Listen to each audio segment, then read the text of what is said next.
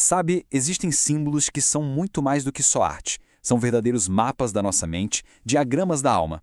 E hoje a gente vai mergulhar em um dos mais poderosos e universais de todos, a Mandala. E para começar essa nossa investigação, a gente tem uma pista, uma frase deixada por um dos maiores detetives da mente do século XX, o Carl Jung. É ele que diz que esse processo revela uma tentativa de autocura da natureza. E é esse o mistério central que a gente vai desvendar aqui. A ideia de que, lá no fundo da nossa psique, existe uma força, um impulso natural que busca a cura, que busca a ordem. Então, para a gente entender de onde veio essa sacada, a gente precisa voltar no tempo para um momento de crise pessoal bem intensa na vida do próprio Jung. Foi uma fase de desorientação total, sabe? E foi aí que ele começou a fazer uma coisa bem curiosa, algo que ele registrou no famoso livro vermelho dele. Olha que interessante. Ele começou a desenhar quase que por instinto mesmo umas imagenzinhas circulares, todo santo dia. E logo ele sacou uma coisa fascinante. Isso não estava acontecendo só com ele.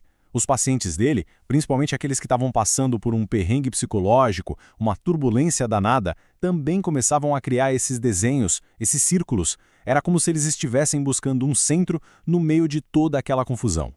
E aí, claro, ficou a pergunta no ar, né?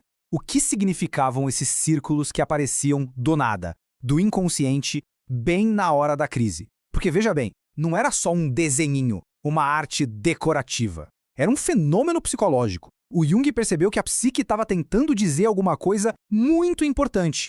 Mas o quê? A psicologia da época, a psicologia moderna, simplesmente não tinha essa resposta. Para achar as respostas, o Jung fez o que todo grande explorador faz. Ele foi olhar outros mapas. Só que os mapas dele não eram geográficos. Ele deixou a Europa moderna de lado por um instante e mergulhou de cabeça na sabedoria milenar do Oriente. E foi lá que ele encontrou esse mesmo símbolo. Um símbolo que já era conhecido e reverenciado há séculos.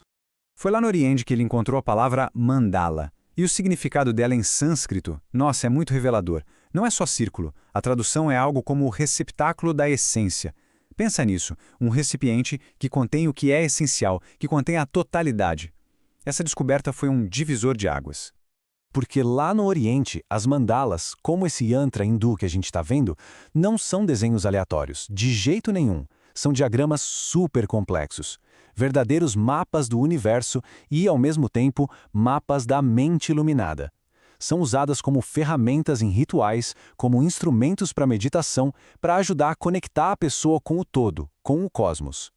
Mas a verdadeira virada de chave para o Jung foi quando ele percebeu que esse padrão não era exclusivo do Oriente. Gente, estava em todo lugar. Nas pinturas de areia que os índios navarro usam para cura, naquelas janelas redondas e lindas, as rosáceas, das catedrais góticas, até no jeito que cidades antigas como Roma foram planejadas. Era um padrão universal, um arquétipo, quase como uma impressão digital da mente humana. Então, essa universalidade toda foi a peça que faltava no quebra-cabeça. Foi aí que o Jung conseguiu conectar a sabedoria milenar desse símbolo com o que ele via todo dia na clínica dele. E a partir daí ele formulou uma das suas teorias mais importantes. Para ele, a mandala nada mais era do que a representação simbólica do self, com S maiúsculo, ou o si mesmo. E olha, não estamos falando do eu do dia a dia, do ego, não. O self é o centro organizador de toda a nossa psique, é a totalidade, aquilo que junta o nosso lado consciente com aquele território imenso e misterioso que é o inconsciente.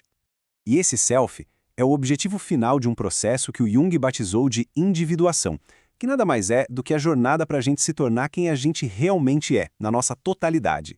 E essa jornada não é uma linha reta, viu? Ele usava um termo interessante, circunambulação. É como se a gente fizesse um movimento em espiral ao redor desse centro, o self, juntando todos os nossos pedaços pelo caminho. E a mandala? Bem, a mandala é o mapa dessa jornada.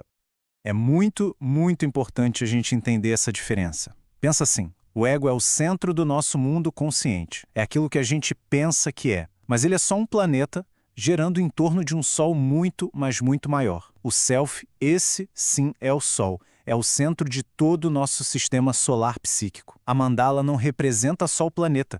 Ela representa o sistema inteiro, com o sol, os planetas, tudo. Ok, com essa teoria toda na mão, aquela primeira citação do Jung começa a fazer muito mais sentido, né? A da autocura da natureza. Ele percebeu que a mandala não era só um desenho passivo, um símbolo. Ela era um agente ativo de cura. Mas como que isso funciona na prática? Vamos ver? E aqui está o grande eureka do Jung. Olha só, de um lado uma mandala tibetana super complexa, cheia de detalhes, resultado de séculos de tradição. Do outro, um desenho bem simples, intuitivo, feito por um paciente em crise. Pode parecer que não tem nada a ver uma coisa com a outra, né?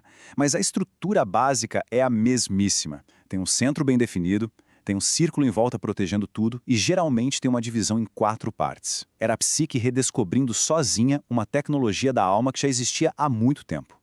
A função disso é o que a gente chama de compensatória, ou seja, quando a mente está um caos, toda fragmentada, ela instintivamente produz um símbolo de totalidade para compensar a bagunça. O simples ato de desenhar a mandala cria uma espécie de espaço sagrado, um lugar protegido, que os antigos gregos chamavam de temenos, onde essa reorganização interna pode acontecer com segurança. É exatamente isso, a tentativa de autocura da natureza em plena ação. Agora vamos dar um salto no tempo. A gente sai da época de Jung e chega aos dias de hoje. E é impressionante ver como essa descoberta, de quase 100 anos atrás, ainda ressoa com uma força incrível. E não só na psicologia, mas em várias áreas, da terapia ao nosso bem-estar do dia a dia. Pois é, o legado do Jung floresceu e muito. Hoje em dia, as mandalas estão por toda parte. Na arte-terapia, em práticas de mindfulness, na meditação, até na educação. E os benefícios são super reconhecidos. A gente está falando de redução de estresse e ansiedade, aumento da autoconsciência, é uma ferramenta que ajuda a gente a se concentrar, a estimular a criatividade e a encontrar um equilíbrio entre corpo e mente. E o mais legal é que isso não é só papo, não é só achismo. A ciência moderna está aí, confirmando o que a sabedoria antiga e o Jung já tinham sacado. Tem estudos clínicos mostrando resultados que a gente pode medir. Por exemplo, pegaram pacientes internados com Covid-19, o simples ato de colorir mandalas reduziu a ansiedade deles de forma significativa. Fizeram o mesmo com profissionais de enfermagem e ajudou a diminuir o estresse, o burnout, ou seja, é uma ferramenta com eficácia comprovada cientificamente. No fim das contas, talvez o mais poderoso da mandala seja isso. Ela funciona como uma ponte entre o universo e a nossa mente, entre o nosso inconsciente e o nosso consciente. Ela permite que a gente crie uma espécie de autorretrato emocional e o melhor, sem precisar de nenhuma habilidade artística. Qualquer um pode fazer. E isso torna a jornada do autoconhecimento muito, mas muito mais acessível para todo mundo. Então essa jornada toda da mandala, que começa lá com a busca pessoal do Jung por um centro e se transforma numa ferramenta de cura global, mostra pra gente um desejo que é de todos nós, um desejo universal por ordem, por significado, por totalidade. E isso nos deixa com uma reflexão, né? O que essa busca por um centro significa na vida de cada um?